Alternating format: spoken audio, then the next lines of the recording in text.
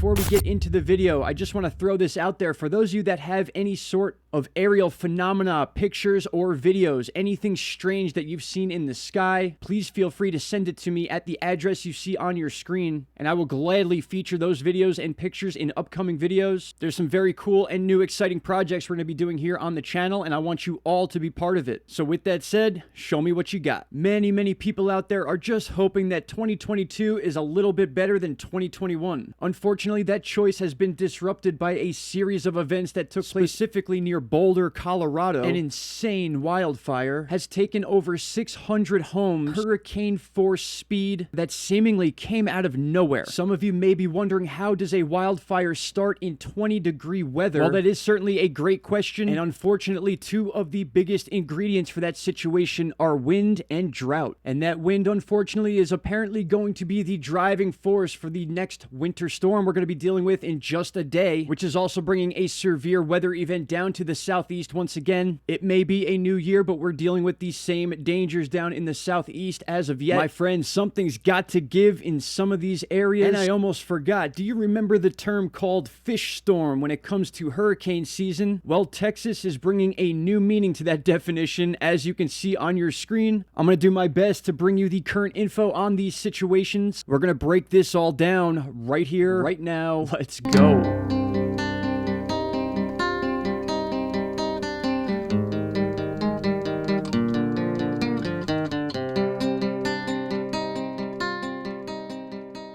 My friends, welcome back. December 31st, 2021, 12:32 p.m., New Year's Eve. I hope you're all doing well. And for those of you not doing well, we're certainly thinking about you. We're going to get right into this. I won't keep you here too long, but you can see it right on your screen. At least 500 homes lost in Colorado wildfires. One of those fires, being called the Marshall Fire, had 35,000 people evacuated in a very short period of time. In fact, that was the main danger put in front of these poor people, having literally just minutes to react to this. In some cases, people getting stuck and driving through walls of fire. Now, very quickly, I just want to explain the situation here. We've been talking about this low pressure system down by Southern California that began way up here near British Columbia. We had a very big high pressure bubble out here in the Pacific Ocean, forcing all our low pressure systems down and then pinching against the west coast. Now, we spoke about one in particular that was going to make its way down by the Baja, and then in turn, it was going to draw up some moisture that is just off frame here and be the cause of this big nasty storm in the south, and be the cause of this big nasty situation in the southeast, then in turn becoming a winter storm as the cold and warm air meet in the center of the country, eventually making its way to the northeast, but not before dumping some more severe weather in the southeast, which is going to take place over the next day, bringing tornado situations and severe thunderstorms to the southeast. But the culprit for this wildfire or series of wildfires is basically happening not just because of a drought, but take a look at these wind speeds. We're looking at category 3 in some cases, or equivalent to a category 3 hurricane wind speeds, 115 miles an hour recorded in the Rocky Flats of Colorado. Now, I want you to think about this for 1 second. I'm sure many of you know what the Santa Ana winds are. This is a wind phenomena that goes on in California specifically, and in a nutshell, I'll read this to you right here. The Santa Ana winds are warm, dry winds that blow during the cool season months. They form when high pressure builds over the Great Basin, the geographic area bound by the Rocky Mountains, keep that in mind, to the east, and then to the Sierra Nevada to the west. And what this does is it's drawing wind, as you can see in this diagram, up over the Sierra Nevadas and then quickly down and out into the ocean, which then turns into a huge struggle for wildfires, specifically in California, the dry drought areas of California. Now, when it comes to Colorado, in this specific situation, we're actually going to the opposite side of the Rockies. I'm going to bring up a few pictures of this fire from satellite imagery, and all you have to really do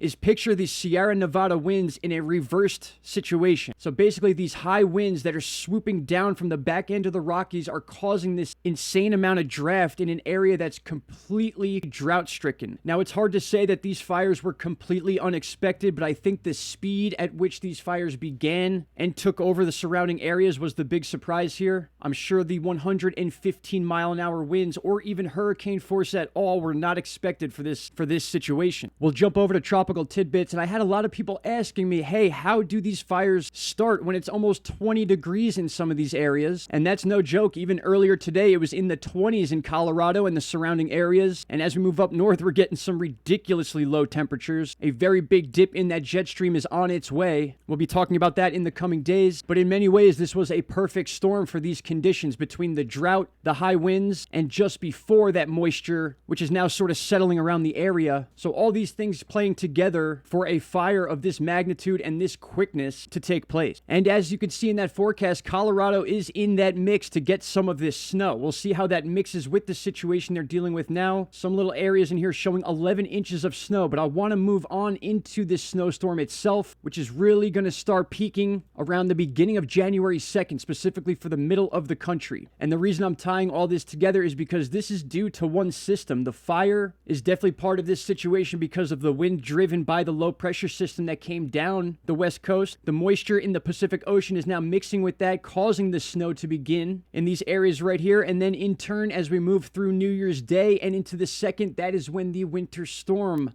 will begin. I'm also going to leave some links for the fire information to keep you guys updated. They're updating the article about every 20 minutes because it's currently an ongoing situation in Colorado with the storm on top of them as well. And very quickly, just to give you the dates of the severe weather expectations for the southeast, you're looking at that right now. We're right at Mimo the Elf's belly button once again. Oklahoma, Arkansas, Tennessee, Kentucky, you guys are going to be in that target zone, at least for the most part. This is certainly going to spread out a bit before the end of the day on the 1st, which is tomorrow. And that is also when that mix and the heavy set of snow will begin as well to the north. All right, everybody. And I wanted to spend a little more time on this, but this video is drawing out a little bit. But take a look at this. It's happened again. Raining fish in Texas. Now, I saw this article and I figured it would at least offset some of the bad news in Colorado. But it is what it is, my friends. Unusual phenomenon causes fish to rain from the sky in a Texas town. Here is another article from the Cron. It says it was raining fish, hallelujah, in this eastern Texas city on Wednesday. The town is called Texarkana. I'm going to scroll down here and just give you some of these details. The weather forecast in Texarkana this week probably didn't predict light showers with a chance of fish, but the fishy phenomenon actually happened. As strong thunderstorms moved through the East Texas city Wednesday afternoon, a resident told KXAN News that around 4:30 p.m. Wednesday, he and his co-worker heard loud noises. When they looked outside, they were shocked to see fish slapping onto the sidewalks from above. However, local residents told the local paper that at least 4 locations in the town experienced the fish downpour, while some people said they only witnessed a few fish come down. Others reported seeing upwards of 30. I will link these articles as well for you, but very quickly, animal rain is a phenomenon that occurs when small water animals like frogs, crabs, and small fish are swept up into waterspouts or drafts that occur on the surface of the earth. They are then rained down at the same time as the rain. I mean, that's a pretty straightforward explanation, but I gotta say, I've never seen it with my eyes. And I think that's enough for today. My friends, thank you so much for taking the time to watch this video. I hope your New Year's Eve goes well. And I also hope the beginning of your 2022 starts well as well. Shout out to Canada, and don't forget to submit those pictures and aerial phenomena videos. It's going to be a great year. Thank you all so much, and I'll talk to you all in 2022. Take care. Bye-bye. Stop right there, my friends. If you have not already, click that subscribe button, and don't forget to hit the bell icon. Click all, and you will get all notifications from this channel. And trust me, you